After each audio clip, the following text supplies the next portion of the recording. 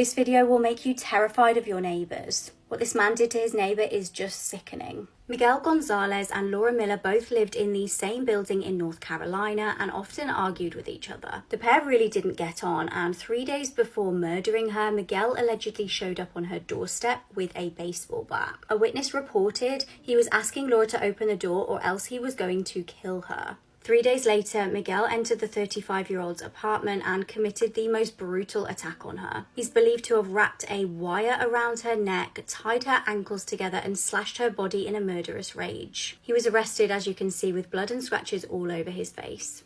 Laura's body was found so slashed up she was unrecognisable. The 36-year-old had restrained her by her feet, burned both of her inner thighs, and he even cut off her tongue, which was found in a different room. Before fleeing in the victim's car, Miguel poured salt all around her body and placed wooden crosses all around her. Heartbreakingly, it was Laura's brother that had to find this scene and call the police. Tampa Bay Rays player Wander Franco is under investigation by the MLB for having a relationship with a 14-year-old girl. So this past Sunday, rumors began to swirl on social media that Wander Franco was involved with a minor. And ironically, that day on the game he was set to play in, they were going to give away a signed hat of his to a child in attendance. But he didn't end up playing in the game. And this all stems from photos that have surfaced online showing him being very, very inappropriate with a 14-year-old. I mean, just take a look at these pictures right here. So again, nobody knows what the deal is with all these pictures. I couldn't find many details myself, but I mean, when just looking at this stuff, you can tell that there's something wrong. Wander has currently not been traveling with his team for the upcoming games. Like I said, he skipped out on Sunday's game. According to him, it was just a day off, but obviously with the scandal going on, we know what happened. And reportedly, authorities are now looking into him and this relationship that he allegedly has with this 14-year-old girl. Even though Wander Franco himself has denied doing anything that he's being accused of, I'm anxious to see what's going to come out of this and what details are going to come out in the next days or weeks. Because for somebody with so much clout, a 22-year-old to be going out with a 14-year-old is obviously not okay. And if it is true, he should definitely face full repercussions. His ex-fashion model was found dead at the side of the road. 47-year-old Rebecca Landreth worked for years as a successful fashion model, and she was also a great violinist. She was a finalist in the 2014 Miss Manhattan contest and America's It Girl, Miss Lady Liberty. On February the 7th, 2021, in Union County, Pennsylvania, her body was discovered. A PennDOT worker discovered her body on the side of the road, and she had gunshot wounds to her neck. She also had wounds to her head, chest, and hand. The police shut down the area as they searched for evidence. Her face was so damaged it was hard to identify her at first. Rebecca had actually become estranged from her family and was travelling around under a different name. She'd been hitchhiking with truck driver Tracy Rollins, and it was actually a note in her pocket that led police to him. When they found him, they found the murder weapon, blood evidence, and bone fragments. He'd shot her 26 times, and he said this was to ensure that she was definitely dead and no longer suffering. Although he had made a poor attempt to clean up the crime scene, he hadn't done enough to conceal his guilt. He admitted to this hideous crime and will spend between 40 and 80 years in prison. That clip was recorded during the partial sinking of the Costa Concordia, a cruise ship that partially sunk in 2012 and killed 32 people. At the time that it was built, the Costa Concordia was one of the biggest cruise ships in all of Italy. Now, a common practice is to break a champagne bottle against a ship before its first cruise. But interestingly, in 2005, when they swung that champagne bottle against this ship, it failed to break. This is considered an extremely bad omen, and people had no idea of what was to come. So on January 13th, 2012, the ship set sail from Rome, Italy. And on the western coast of Italy, the ship steered right into a rock, which ripped a 174-foot-long gash in the ship's side. Shortly afterwards, the ship lost all of its power and it began to sink. So shockingly, an order to abandon ship wasn't issued until over an hour after the initial impact. And if they would have issued this earlier, more people probably would have survived. But yeah, unfortunately, 32 people drowned in this incident, and the footage is terrifying. Eventually, the captain of the ship was charged with abandoning his ship and manslaughter, causing a maritime disaster, and lying to authorities, and he was subsequently sentenced to 16 years in prison, basically for his negligence. If you want to hear more true crime stories like this one, listen to the podcast Murder in America that I co-host with my wife, Courtney. It's available on all streaming platforms. This woman murdered her husband to get YouTube subscribers. Samantha Walford met her partner Ernie at a tattoo parlor and the pair quickly began dating. Samantha was already a mother of 2 and had twins from a failed high school relationship. Ernie took on a father role for these twins, and 3 years later the pair had another set of twins. Shortly after, they had another child, making them a family of 7. Ernie was working a lot to provide for the family, and Samantha was trying to make it on YouTube. Her attempt at a YouTube career was putting a strain on the relationship, and she was neglecting her children. The pair reportedly began arguing a lot. On the 20th of February 2015, police were called to their home. Samantha claimed that 3 men had broken in and kidnapped her husband. However, inconsistencies started appearing in her story. During an interrogation, she claimed that she couldn't call 911 because she was tied up. She did, however, manage to call her mum. Police asked, "How did you dial your mother with your face?" She eventually admitted to knowing the kidnappers, but said she had nothing to do with this. Investigators ended up uncovering texts between Samantha and the kidnappers. Samantha had actually orchestrated the whole thing. She had intentionally left the front door open to enable the kidnappers to get in the house. They then took Ernie to the woods and shot him in the head. Police concluded that Samantha did this to get fame and attention. 2 of the men got 50-year sentences, 1 got 93 years, and Samantha got 99 years. On December 1st, 2019, 911 got a call from Christopher Neal. It was a late night. Christopher, his wife Haley, and their 2-year-old daughter was just watching TV. Out of nowhere, they just hear a loud bang. The husband obviously goes to investigate. A man basically just broke into the crib. When you hear it made me feel weird, bro. I was kind of panicking because I was putting myself in their shoes. I hate 911 calls. 911, what is the location of your emergency? There's a man in my house right now. Hold on, stop for a second. Why are you in my house, bro? Let me talk to him. He's on speakerphone. Why are you in my house, though? No, I'm not gonna harm you guys. All right? I promise. I'm in Korean zone. You can go. I'm not gonna harm you. William. Yes, ma'am. Can Christopher and his wife and daughter step outside? No, ma'am. What? They're safe. Why are you locking that door? Don't lock that door, bro. You're all right, man. I give you my word, man. I get what you're saying, but you got 2 guns, bro.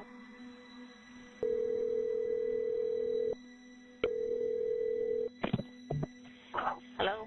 Hello? Is this Christopher? No, Christopher's dead. So that was William Jones, a known thief and home invader. Somebody was after him and shit, and he was seeking refuge in their house. He didn't kill him right then and there when he said Christopher's dead, or he wasn't dead at the time. But basically what happened is that he tried to get out of the house, he tried to jump through the window. He shot him and shit. And then the cops obviously ended up coming to the house. Nothing happened to the wife or the daughter, but Christopher was dead. But the fact that he's a known home invader and they let that behavior going on. He had just gotten out of jail too. Oh my god, the system's so fucked.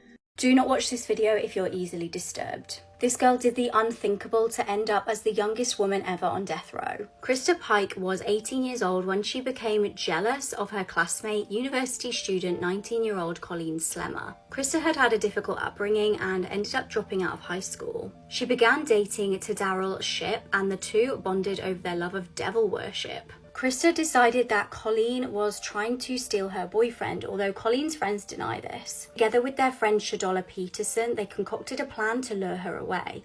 On January the 12th, 1995, the 2 friends, along with Krista's boyfriend, told Colleen that they were going to smoke some substances. They invited her along to join. However, when they got Colleen alone, they did the unthinkable. Shadola kept lookout while the couple spent half an hour torturing the innocent teenager. They beat her, taunted her, and carved a pentagram in her chest while she was still alive. They then smashed her skull with a concrete block. The alarm was raised when Krista was going around school bragging and showing off a piece of the victim's skull. Within 36 hours, the 3 were arrested. Although they admitted to part of the crime, they insisted that they were just trying to scare the victim and got carried away. Krista was found guilty of conspiracy to commit murder and murder. She was sentenced to death by electrocution. Her boyfriend got a life sentence and her friend got probation for pleading guilty to being accessory after the fact. In August 2001, Krista attacked and attempted to strangle a fellow inmate with a shoelace and nearly killed her. She was convicted of attempted first-degree murder. In March 2012, she made failed escape plans involving a corrections officer who had agreed to participate in return for cash and gifts. She's currently still awaiting execution. This man has been sentenced to life in prison for murder 6 years after breaking his newborn son's neck. Baby Ollie Davis was born in 2017, but he died just 4 weeks later. His parents, Michael and Kaylee, said that they had no idea what had happened to him or how he died. Ollie died on the night of October 20th, 2017, from delayed results of a broken neck that his father had inflicted on him days earlier. He had a catalogue of other injuries, including brain injuries, 23 broken ribs, broken limbs, dislocated joints. He had been left to die in absolute agony. The investigation into Ollie's death took 6 years, while they gathered enough evidence to be sure of a conviction against his parents, Michael and Kaylee. In the weeks and months after Ollie's death, his parents wrote public posts to each other on social media, including this one just 2 months after his death. "Happy 1 year and 4 months to my man. I love you with all my heart and I wouldn't change you for the world." Also this one, "Me and Michael James Davis lost our baby boy as he grew his angel wings on October 21st, but we will never forget him." Soon after Ollie's death, Kaylee sold all his clothes on selling sites, and Michael asked for cash donations towards his son's funeral. Meanwhile, CPS were building a case against the couple, and they found that one of Ollie's broken ribs had been inflicted just hours before he died, while he was suffering from a broken neck. The fact that his father went back to him after all these assaults and assaulted him again as he lay dying just makes me feel sick.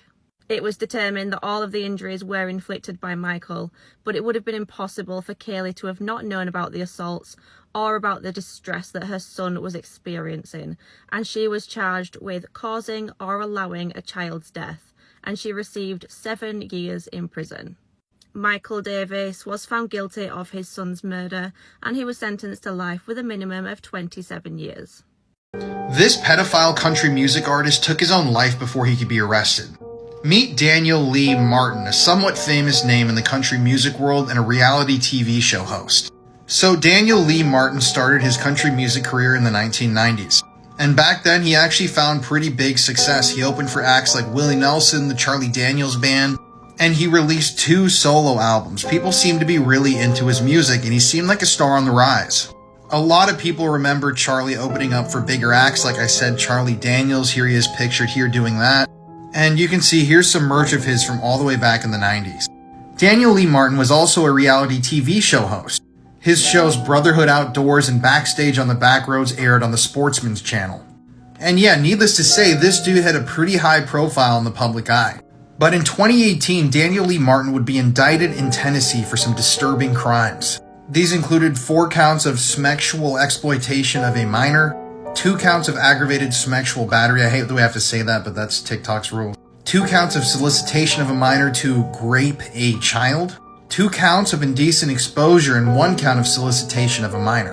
So needless to say, Daniel Lee Martin behind the scenes was twisted.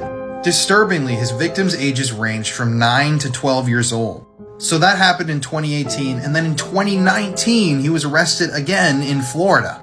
This time, the victim, who was under the age of 16, stated that while she was sitting on a couch next to Daniel, he exposed himself, he used lotion to do, you know what I'm talking about, and he showed her some very graphic videos. This happened several times when the victim was staying overnight at Daniel's house. Obviously, this was very disgusting and disturbing and put a massive stop on his country music career and his reality TV show career. So on February 14th, Valentine's Day 2020, a SWAT team went to Daniel's home in Florida to execute this arrest warrant. And when they entered his home, they discovered that Daniel Lee Martin had taken his own life with a self-inflicted gunshot wound. This is a really disturbing story, and I think it's easy to say that this guy was pure evil. What would you do if you worked in a bank and a lady came to the desk to request to withdraw $15,000 because her family were being held hostage? This is what happened on July the 23rd, 2007. In Cheshire, Connecticut, Jennifer Hawke Pettit entered a bank and said just this. She told the shocked bank worker that her husband and daughters were being held hostage and her family wouldn't be hurt if she provided the $15,000. Up until this day, Jennifer and her family lived a very normal life. However, this story tragically is far from normal. The 2 perpetrators of the hideous crimes that would follow were Joshua and Stephen. Stephen changed her name to Linda whilst in prison. Now, they both had troubled upbringings and met in a halfway house. About a year later, they made the decision to break into the Pettit family home. Now, the day prior, Joshua had spotted Jennifer in a shop and followed her home. He was jealous of how nice her house and car were. At 3 a.m. the next morning, the pair broke into the home. They found Jennifer's husband, William, asleep in the sunroom and hit him with a baseball bat before tying him up. They then found Jennifer and her daughters asleep upstairs, and they put pillowcases over their heads and tied them up too. They searched the house, but there wasn't actually that much to steal, so they made a new plan. Although the timeline is unclear, one of the burglars took Jennifer to the bank to withdraw the money. The bank worker called Mary approved the transaction, but then immediately called police. Sadly, Jennifer and her daughters would never be seen alive again. Police raced over to the house, but things had escalated badly. While Jennifer was gone, Joshua disgustingly had SA'd 11-year-old Michaela. Then when Jennifer got back, she was SA'd by Stephen. While William escaped from the house completely battered, he was screaming for help, but at this point, Jennifer was strangled to death. The burglars then poured petrol all over the house and the two daughters and set the place alight. The burglars tried to escape but were quickly arrested, and sadly the two daughters inside died. The burglars both tried to blame this on the other one in their separate trials and were both sentenced to death. However, due to the abolishment of the death penalty in Connecticut, they will actually both now spend the rest of their lives in prison. Start a fucking revolution. Start a fucking revolution. On Friday, this man, Max Azzarello, set himself on fire outside of the New York City hush money trial of Donald Trump, and they're trying to make him look as crazy as possible. But what a lot of articles that I found didn't mention was the fact that Max had worked in politics and the financial industry for years. Yes, this is a real picture of him with Bill Clinton. Now, reading all these headlines, it seems like Max was a man with a death wish who just chose this way to go out. A lot of these headlines focus on Trump, and yeah, they frequently call him a conspiracy theorist, or note how he struggled with depression. What they fail to mention is Max's LinkedIn page, where if you scroll through, you will see that he was in the past employed in a number of important positions for important companies. I mean, you can even see right here, he worked on campaigns for people to get elected for governor. He worked in institutes of politics, and yeah, all throughout the financial realm. Other articles say that he posted a disturbing manifesto which makes him seem like some sort of a killer.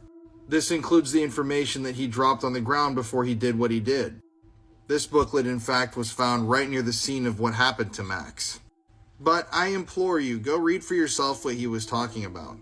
I would definitely call this manifesto disturbing because of some of the information that's in it, but not disturbing in the same way that mainstream news is referring to it as.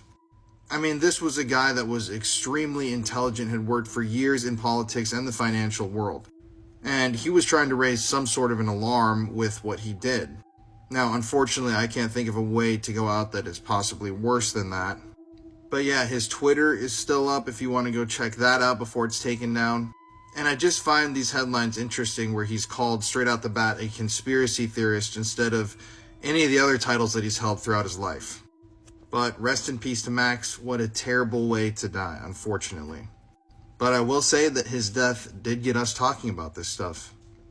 So over the last few days in New York City, a bunch of women have been getting punched in the face. One TikTok went super viral from Haley Kate. She was minding her business walking and some dude just punched her in the face. Well, they found out who it is and he was posting on TikTok this entire time. The man right here, Skaboki Stora, has been arrested. He randomly attacked Haley on Monday, and this is not his first arrest. Similar incidents of him assaulting or harassing women have been reported over the last 6 months. This is his third arrest. And out of all those times, they never took these complaints or these reports seriously, and they released him back onto the streets. Lo and behold, his TikTok page has him ranting about random things and also kind of following people and getting into verbal arguments with them. Now, I'm not certain if he's the reason all of the women have been getting punched or it's a group of men. I believe it's probably a group of men, not just him doing these attacks, but at least we have one of the culprits down. Hopefully no other women in New York City are attacked. Most of these women were either just walking, minding their own business, or on their phone, and I guess the dude just wanted to punch people. But this is just horrible, just punching random people walking on the street. Let me know what you guys think about this story in the comment section below. If you have any more information on these New York City attacks, let me know. But as a reminder, these videos are for informational purposes only. For 6 days after this woman mysteriously disappeared, she made a series of phone calls to her roommate saying that she was being held captive. Her body would be found months later. This is Fruka Liebs. She was a 21-year-old nursing student who went missing on June 20th, 2006 in Paderborn, Germany. She was last seen at around 11 p.m. at a pub called the Old Triangle in Paderborn city center. She was at the pub with a few friends watching the FIFA World Cup between England and Sweden. She left the pub around 11 p.m. and it's assumed that she left on foot because she only had about $5 on her, and she only lived less than a mile away. Nearly 2 hours later, she texted her roommate saying that she would be home later, but she never did come back home. Her mom reported her missing the next day when she failed to show up to work, and a massive search began. During the investigation, police found that the text message Froka sent her roommate was sent from a small city 20 miles away called Nieheim. Over the next 6 days, Froka would call her roommate 5 times from her cell phone. All calls were directly to her roommate, and they were all shorter than a minute, with the exception of the last call. During the phone calls, Froka kept saying that she would come home soon, but she never said anything else. The last phone call was on June 27th, and it lasted over 5 minutes. The call was once again made to her roommate, but this time Froka's sister was present. Her sister asked her if she was being held captive, and Froka replied with a faint yes, but this was followed immediately by a loud no. The phone call ended here, and Froka was never heard from again. Police were able to trace the phone calls to multiple different areas in Paderborn, but nonetheless, Froka's case would go cold. That is until 4 months later, on October 4th, 2006, when a hunter found her skeletonized body in a forest near the town of Lichtenau. This is about 20 minutes away from where she went missing. She was still wearing the same clothes from the night she disappeared, and her phone, purse, wallet, and watch were never found. And due to the condition of her body, authorities couldn't determine her cause of death. No motive has ever been discovered in this case, but police believe that she was likely kidnapped and held captive in the area around Nieheim, and she may have been forced to make those phone calls. Police believe that she knew her killer, who was likely a man, and they also believe that he knew the area pretty well. Over 900 people were interviewed by police, and from that list, there were 5 potential suspects, but they've all since been cleared with alibis. It's now been 18 years. Froka's case remains unsolved, and whoever killed her is still out there. This might be the worst murder in Japan's history. This is 17-year-old Junko Furuta. And on November 25th, 1988, Junko left school and was walking home, but she never made it home that day. She was kidnapped by a group of young men, including a 17-year-old who was identified as Joe, and would be later given the surname Kamasaku. They kept her captive in the house that was owned by Kamasaku's parents, and that was the beginning of her 44 days of torture. Her abductors had no grudge against her, and there was nothing specific they were after. They just attacked her and abducted her because they could. The group repeatedly beat, raped, and tortured Junko. They also invited other men and teenage boys over to the home, and encouraged all of them to take turns on Junko. They shaved her pubic hair, they forced her to dance naked in front of them and touch herself in front of them.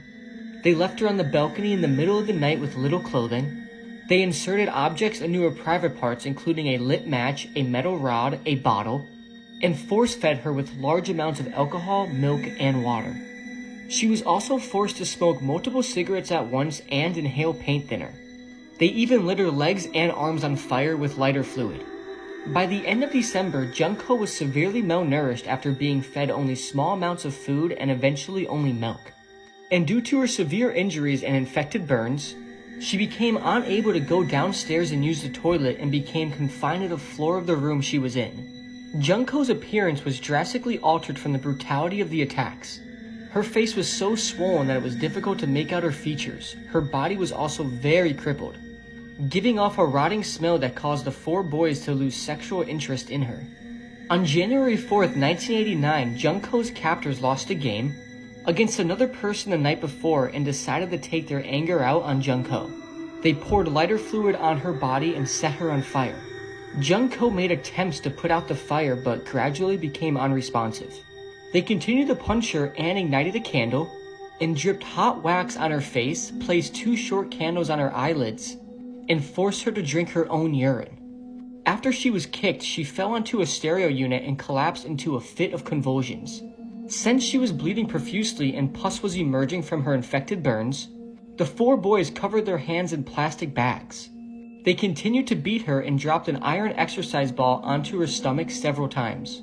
The attack reportedly lasted 2 hours, and Junko eventually succumbed to her wounds and died. Less than 24 hours after her death, the boys were extremely scared of being penalized for murder, so the group wrapped her body in blankets and shoved her into a travel bag. They then put her body into a 55-gallon drum and filled it with wet cement. On January 23, 1989, 2 of the boys were arrested for the crimes against Junko, and believing his friend snitched, one of the killers then told the police where to find Junko's body. And the following day, the police found the drum containing Junko's body. I would show the picture of the bin, but it is pretty disturbing and I don't want to show it on here. But if you want to look it up for context, you could. This case is absolutely sickening, and it just goes to prove that there is so much evil in this world. This poor 17-year-old girl went through 44 days of hell, and I could only imagine the psychological and physical pain she went through. Rest in peace to Junko Furuta, and I cannot believe stuff like this happens. This is the chilling moment a Colorado teen admitted to killing a man and storing his head in his bedroom closet. Parents have some concerns of some stuff they may have found in your room? Yeah, I believe so. And what would it be? A human head and hands. He is so calm in that footage, as well as the interviews that he did with police. It's absolutely chilling, and I believe that he is a perfect example of a true psychopath. His victim was 69-year-old Warren Barnes, an innocent man who was homeless at the time. He was sleeping near some railway tracks under a piece of canvas. Warren was spotted by Brian, who had a fascination with the morbid and, in his own words, wanted to know what it felt like to kill someone. Just a quick trigger warning here, I'm going to explain how he killed Warren, but it's quite graphic. Brian put on 3 pairs of gloves, pulled back the canvas, and began stabbing Warren in the neck. He stabbed him over and over until he was decapitated. He then also cut off Warren's hands, and he bagged them up with his head to take home. He then put those bags along with the rest of Warren's body in his car, which he then attempted to sink in the Colorado River, but it ended up getting stuck. Brian took those bags of body parts home and he stored them in a box inside his closet, which was then found by his mother. She was cleaning his room when she came across the box in his closet, and she wondered, what the heck has he got in here? When she opened it, she found 2 bags. She picked one of them up and immediately saw maggots. She threw it into the sink and called for her husband, which is when they discovered the second bag containing Warren's hands. They immediately called 911 and reported what they'd found. In his police interview, Brian absolutely revelled in telling the officers exactly how he'd killed Warren. He was even chuckling to himself at times. He seemed excited to recount the murder and showed absolutely zero remorse for Warren. He confessed that he had picked a homeless person because there'd be nobody looking for them and they wouldn't be missed. Despite trying to plead insanity, Brian Coey was found guilty of first-degree murder, as well as tampering with evidence and tampering with a dead body, and he was sentenced to life without parole. Sometimes true for stranger than fiction. The case of Richard Trenton Chase is a story which even the most depraved horror writer would struggle to create. Over the course of 4 weeks spanning across 1977 and 1978, Richard Chase took the lives of 6 innocent victims in Sacramento, California. His murders gradually progressed in violence, beginning with drive-by shootings and culminating in acts of cannibalism. This is the Jeffrey Epstein of the 1970s, John David Norman. He's one of the worst criminals in U.S. history, and I'm sure you've never heard of him, so let's dive in. So throughout the 1960s, John David Norman was convicted of various sexual charges against children in California multiple times, and he was let out of jail almost every time, serving a very small sentence. But it was in Dallas in the 1970s when he started the Delta Project, a global sex trafficking scheme where he was selling young boys to older rich men and producing CP for clients. Now, his operation was huge, and it went, like I said, across the globe. He had clients in different countries all over the US, and John David Norman had been running this thing for years. Finally, though, in 1973, after a tip from someone in San Francisco, the police raided his apartment and found tons of evidence. They figured out that John David Norman had been running a mail-order business where people could subscribe to a monthly Boy, Man, Lover magazine. They would get newsletters and mail from his CP organization, the Delta Project, and Epic International. And now this is where the story gets a little bit fishy. So according to news reports and various police officers and officials that worked this case in the 70s, in John David Norman's apartment, they discovered a Rolodex, which held over 30,000 index cards. And these cards listed between 50 to 100,000 clients that had engaged with John David Norman's sex trafficking service all across the world.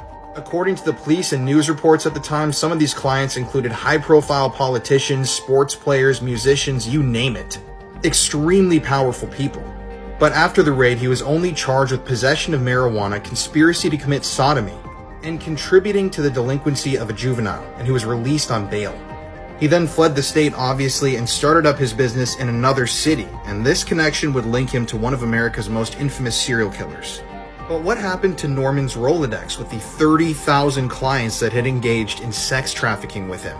Well, it disappeared. No one was ever charged in connection with any of the crimes. And I'm not even kidding you, in interviews recently, people and investigators have been trying to figure out what happened to those cards so they could go back in time and figure out who all engaged in these nefarious activities with these kids. And even the police departments have no record of even possessing the cards. They literally disappeared. 30,000 names of these clients. They're just gone. And the police officers, to this day, don't know where they went. All of that, I think, is highly suspicious, but it's when we start looking into John David Norman's connections to notable serial killers that this story grows even darker, if that's possible. I'm running out of time here, but follow for a part 2. This girl killed her brother and then ate his body, and this is a case you will never forget. This case takes place in Brazil on April 4th, 2019. This is Karina Rogue, an 18-year-old woman at the time who lived in Sandrook, Brazil with her mother and her little brother. Her little brother was a 5-year-old boy named Maicon Rogue, and the two got along pretty well. On April 4th, 2019, Karina's mother went to the store to shop, and she asked Karina if she can look after her little brother while she was gone. Karina's mother was shopping for well over an hour, and when she was done, she made her way home. But when she got home, she tried to open the door, but it wouldn't budge. Confused, she shouted to her children to come open the door. However, Karina refused and replied to her mother saying that she is not going to open it. Worried about what was going on, Karina's mother called her brother-in-law, who was Karina's uncle, along with other family members, and when everybody arrived, they tried to convince Karina to open the door, but again she refused. So, with no other options available and concerns for Maicon's safety, Karina's uncle began to kick down the door. Once inside the house, they were met with an absolutely horrific scene. Karina had done something so despicable it caused her mother to faint on the spot. She had killed, mutilated, and partially decapitated her little brother. Immediately, Karina started to attack her uncle by throwing anything she could find at him. Karina then tried to run away but was caught and the authorities were called. While she was being held down, the family dog even started to attack her, and Karina then bit the dog. When officers arrived, they found Maicon's lifeless body surrounded by black candles. And upon further inspection, officers discovered that she had eaten some parts of her younger brother's body. Karina was arrested and after some time told the police what happened. Once her mother went shopping, Karina took the opportunity to enact her twisted and planned fantasy upon her little brother. The details to this are extremely disturbing, so before I go further, this is a massive trigger warning. Karina asked her brother to come into her room and play some games, and once he was inside, Karina grabbed a pillow and pinned him down and suffocated him with it. Once Maicon was no longer conscious, she then grabbed a penknife and attempted to remove his head, leaving him partially decapitated. She also inserted the knife into his eyes and burned his feet with a lighter. And the most messed up part is she removed his genitals and then ate them. It's also worth saying that Maicon was dead by the time Karina started to mutilate and cannibalize him. Police then began to suspect that this was some sort of sacrifice and was involved with some devil worshipping. This case has little to no details and attention surrounding it, and it baffles me because this is such a messed up case in so many ways. You will forever remember this case and the horrific details that surround it. How could you kill your own brother, mutilate their body, and then eat their genitals? Absolutely messed up stuff, and Karina is currently in a psychiatric hospital and her family has no intentions to contact her there. She was diagnosed with schizophrenia and is under treatment. Rest in peace to Maicon, you didn't deserve it at all, and I can't believe stuff like this happens.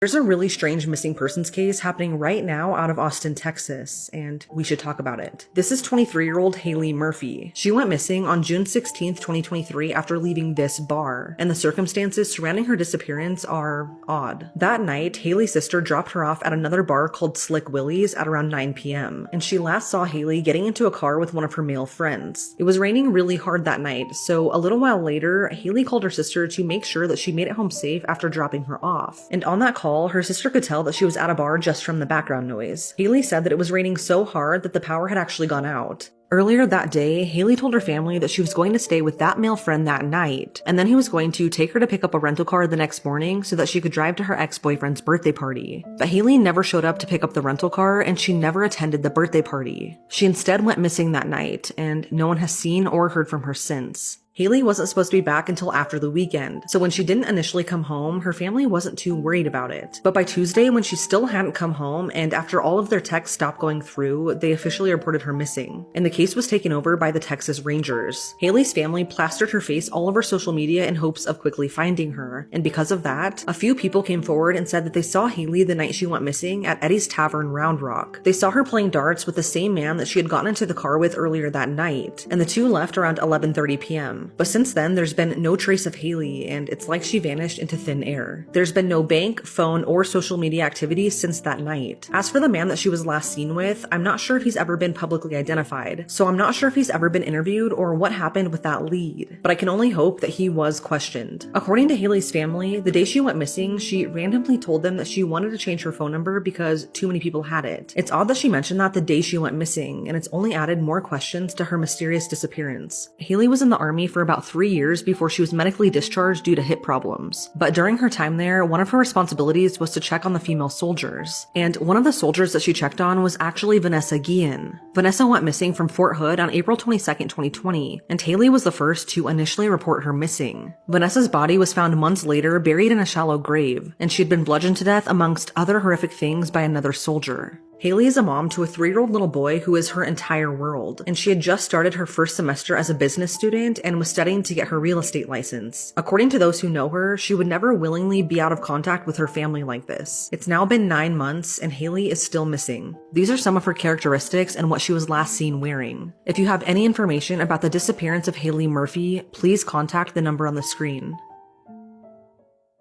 This is Funky Town, one of the worst cartel execution videos explained. Okay, before I begin, this is a massive trigger warning. The video begins in some sort of room and there is music playing. The first song that plays is Sweet Child of Mine by Guns N' Roses, and the camera pans to the victim tied on the floor with some plastic wire, but the torture already began before the video starts, because the victim looks like he already went through complete brutality. His hands have already been cut off and his face has been completely flayed, which means skinned.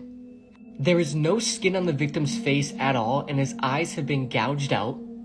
And there is an insane amount of blood on the floor, but the most messed up part is that the victim is hooked up to some sort of IV, and the IV is pumping him with drugs to keep him alive and aware, making sure he felt everything happening to him. At the start of the video, they try and slit his throat with a sickle and press it against his jaw.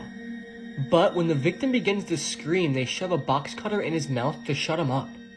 His screams are absolutely gut-turning. They kept going from screaming to gurgling, from screaming to gurgling. And as the video progresses, they take the box cutter and slit his throat about 40 times. And keep in mind, the victim is still alive and aware of everything because of the drugs they are giving him to keep him alive. Also, the killers are mocking and laughing at the victim the entire time. They continue to try and slit his throat with the box cutter and were going at his neck numerous times, all while the song Funky Town was playing in the background, hence the name of the video. The killers kept having to physically restrain the victim, meaning there was still a lot of life left in him, and the amount of pain he had to be in is completely unimaginable. At one point in the video, a man had his foot on his chest holding him down, and another time they had shoved a pole in his mouth holding him in place. But the worst part about the video is towards the end, where the victim manages to loosen his arms from the restraints and immediately tries to touch his face. But remember, the victim has no face at all, no hands, and no eyes. But instinctively, the victim still tries to touch his face. It's absolutely horrifying, and the video then concludes. Keep in mind, the victim was still alive when the video ended, so who knows what else they did to him before he died. Because they were literally keeping him alive just to torture him. This victim went through so much pain and torment, and you can make an argument that nobody has ever been tortured as bad as this guy ever. I explain this based off pure memory from the first time I saw the video, because I won't dare watch it again because it's that gruesome. Everybody who saw videos like this always say Funky Town is the worst of the worst. And I honestly think that might be true, so please don't watch it and please don't search it up.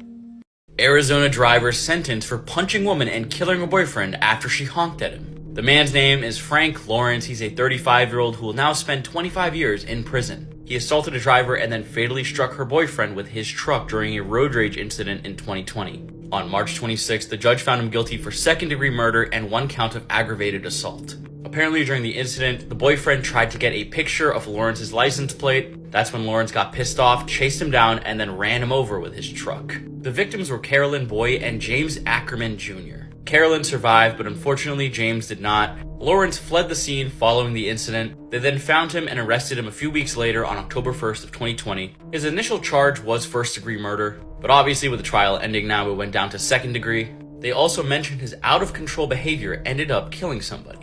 Road rage incidents like this scare the shit out of me, because honestly, you honk at the wrong person and this could happen to you. I feel like it's especially bad in America now for some reason. Let me know what you guys think about this in the comment section below, and as always, these videos are for informational purposes only. This woman threw acid on her boyfriend's face, and this case might be too gruesome to mention. This case takes place in the UK. On the morning of September 23rd, 2015, a woman named Dr. Nick White was awoken by the sound of her doorbell ringing and by the sounds of screaming and shouting. She then peeked outside and saw a man only dressed in his underwear. He also appeared to be covered in mud from his head to shoulders. The man was screaming and begging for help, and then a man named Thomas Sweet came out of one of the flats down the street with a golf club. He wasn't an attacker, he just heard the screams and was worried somebody needed help. Most of the neighbors were outside at this point, and they approached the screaming man. And they then realized he wasn't covered in mud. They realized that this man's skin was literally melting and coming off in clumps. The man's name was Mark Van Dogen, and he was 28 from the Netherlands. He worked as an engineer and had a longtime girlfriend who was a 48-year-old woman named Berlina Wallace. In August of 2015, their relationship started to break down. Mark's friends said they would often see scratches all over Mark's body, and on one occasion, Berlina poured boiling water on Mark while he slept. So, Mark left the relationship and met someone new. On September 2nd, 2015, 21 days before Mark was found in the street, Berlina had gone on her computer and looked up a weird topic: acid attacks. She looked at and studied 82 cases of these attacks. She then went on Amazon and purchased a bottle of concentrated sulfuric acid. On that same day, Mark called the police saying Berlina was harassing him and his new girlfriend. Berlina had called Mark's girlfriend numerous times, but when she picked up, Berlina wouldn't say anything. Mark even called his father this day, saying he was honestly scared of Berlina. Despite his fears, on the night of September 22nd, Mark went to Berlina's flat to tell her the relationship was indeed over, and just try to make some sort of amends. But Mark had also decided to stay the night. At around 3 a.m. on September 23rd, Mark was sleeping in bed and Berlina got up and walked into the kitchen. She then poured the acid she had bought into a cup and then went back to the bedroom. She then woke up Mark, laughed at him, and said, "If I can't have you, then nobody can." Berlina then threw a large amount of concentrated sulfuric acid directly into Mark's face. Mark was instantly in a tremendous amount of pain. He was able to run outside and neighbors came to his assistance. They found him screaming in agony and begging for someone to help him. They then called the police and said his ex-girlfriend threw acid in his face. The paramedics then arrived and found Mark in a terrible state. He was foaming from the mouth and had severe chemical burns on his face, chest, shoulders, arms, and legs. They then rushed Mark to the hospital, and on his way there, he kept saying he couldn't see anything. The paramedics then looked in his eyes to discover one of his irises had completely dissolved. Authorities then went to Berlina's flat, where she was just sitting on the sofa, and she was quickly arrested. Mark then saw himself and his injuries at the hospital and said he no longer wishes to live. Mark had to be put into a coma for 4 months due to his injuries, and he was only able to breathe with a ventilator. The acid had also done so much damage to his lower left leg that it had to be amputated. Mark's nose was also completely destroyed, as well as one of his ears. When his family arrived at the hospital, they couldn't even recognize Mark at all due to his injuries. When Mark came out of his coma, he only had movement in his mouth and tongue. After some time, he was able to talk again, but was paralyzed from the neck down. Mark's injuries were so severe, the police decided that the pictures would never be released. Things got so bad for Mark that he applied for euthanasia and it got approved. On January 2nd, 2017, Mark and his father would spend their last time together. The doctors then came, and at 7:15 p.m., Mark was pronounced dead. Berlina was cleared for murder and manslaughter, but was found guilty of throwing a corrosive substance with intent. Berlina was sentenced to a minimum of 12 years in prison, which is nothing for the crime she did. Another thing that is crazy is the fact that there isn't one picture of Mark. It really makes you wonder just how bad his injuries were and how bad he looked. This is one of the most awful things I've ever heard, and I hope Berlina rots away. The murder of famous YouTuber and singer Christina Grimmie is one of the saddest and most shocking cases I've covered. It's the story of how one disturbed and obsessed individual took away everything she worked so hard to get. Hi, I'm Meg. I talk about true crime. Let's get into this case. This case hits very different for me because I really liked Christina Grimmie. It was really hard to go back and watch all those videos, so let's get into it. Christina Grimmie was born in New Jersey in 1994. She absolutely loved to sing from a very young age. In 2009, when she was only 15, she posted her very first cover onto YouTube. Hi, I'm going to be singing I Don't Want to Be Torn by Hannah Montana, under the username ZeldaxLove64. Little did she know that YouTube channel would absolutely change her life. Her first video that really went kind of viral was her cover of Party in the USA by Miley Cyrus. This was also in 2009, so her first year on YouTube. Christina was extremely talented, and the thing people really loved about her was how she added her own twist onto every cover that she did. She always managed to make her covers really unique. She slowly started getting more and more recognition, and in 2011 she started singing backup for Selena Gomez. She would even end up touring with Selena.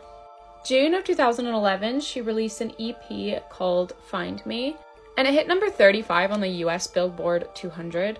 She was eventually on Ellen, her songs were being released on Radio Disney. Selena Gomez was her mentor. In 2012, she decided to move to LA to really focus on her career.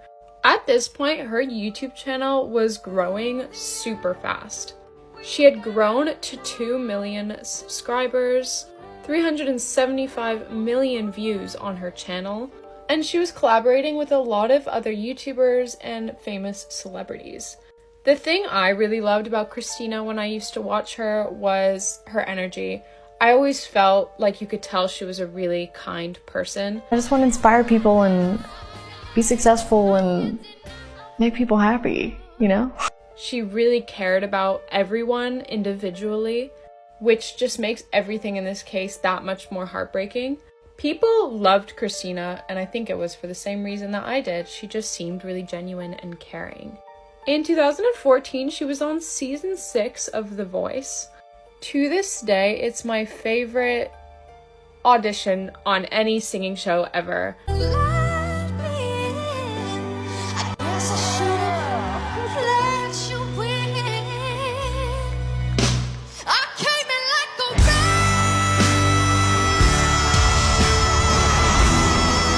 I'm not joking to you when I say I watched that audition a million times. I know it by heart.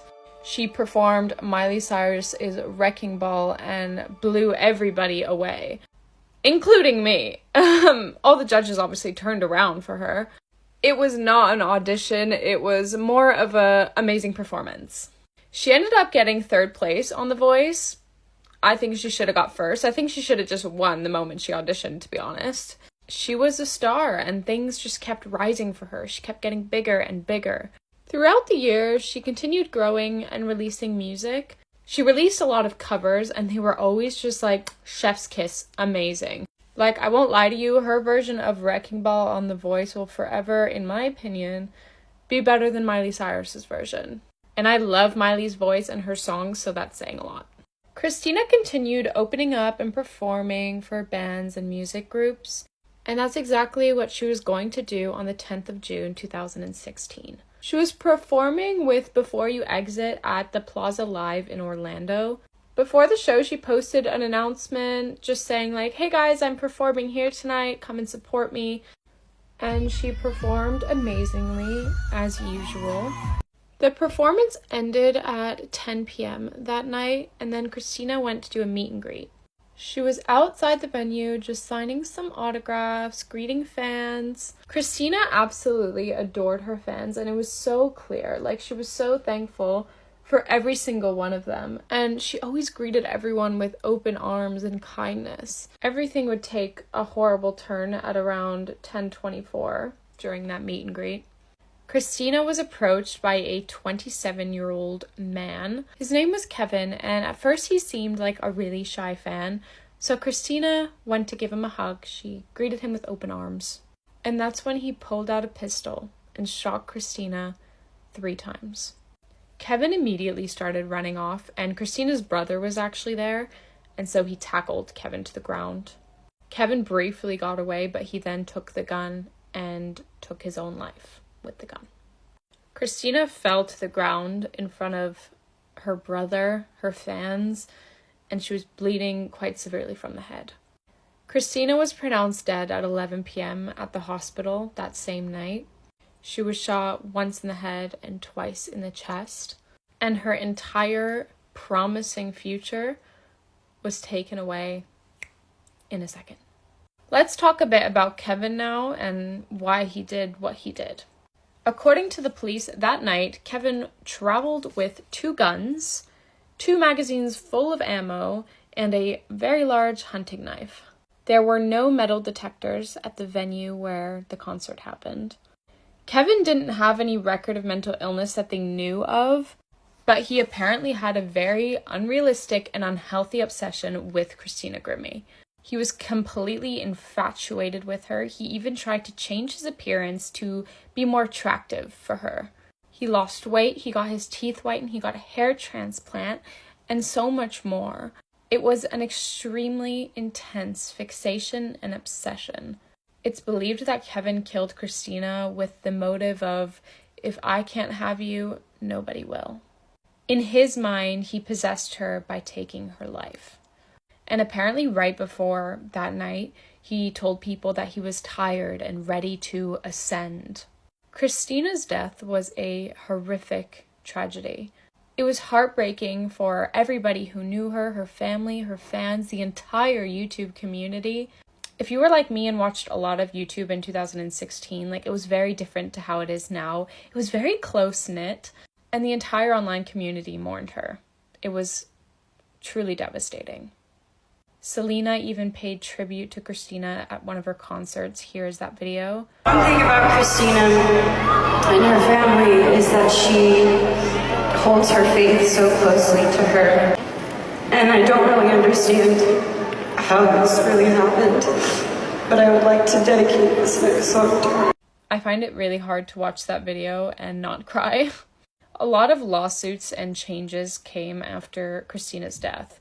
Venues were made to be a lot more strict when it came to security, as they should be. There should have never not been a metal detector at that venue. Christina Grimmie's family created the Christina Grimmie Foundation. Its purpose was to help victims who have suffered from gun violence. I feel like this story is pretty unknown, so I just wanted to share her legacy and voice because it should be heard by everyone. It's also very strange for me because when this happened, I was only 16, but now I'm 23. She was 22 when she died. It feels really strange. She was only 22 years old. She was so successful. She would have made it so far. And it was all taken away in a matter of minutes because someone was infatuated with her, obsessed to an unhealthy level. And that is the tragic case of Christina Grimmie. If you take anything away from this video, go check out her voice audition. It's unbelievable. It's horrible to think that if the security had just been better, she would literally be here right now. She would have made it so far. That's all for today. If you enjoy true crime videos, I've got a whole playlist down here with like over 100 videos, so go crazy. I'll see you on the next video. Thanks for watching. Bye. This schoolboy stabbed his teacher to death in front of a classroom full of students. 61-year-old Anne Maguire was a Spanish teacher teaching in Leeds. She'd actually worked at the school for 40 years and she was only 5 months off retirement. However, in April 2014, something absolutely horrific happened. One of her students was 15-year-old Will Cornick. He'd always been described as a smart student who never really caused any trouble. Classmates regarded him as a polite student, but after he got diagnosed with diabetes, his personality seemed to change. In 2013, he tried to join the army, but because of his diagnosis, he was rejected. Being in the army had been his dream, so this was really upsetting for him. After failing to complete his Spanish homework, he was given detention by Anne. He also expressed a wish to her that he wanted to drop Spanish, but she wouldn't let him, which only angered him more. He began to develop a deep-rooted grudge against Anne. Shockingly, he reportedly messaged his friends on Facebook asking if one of them would kill her for him for £10. During one school day, halfway through his Spanish class, Will decided to get up and attack Anne with a knife. The classmates watched on in horror as he chased her out of the classroom. When there, another teacher heard her screams and tried to shield Anne from any more blows from him. Will then allegedly returned to his class and told his classmates how it was a shame that he hadn't killed her. However, Anne did actually pass away from her injuries.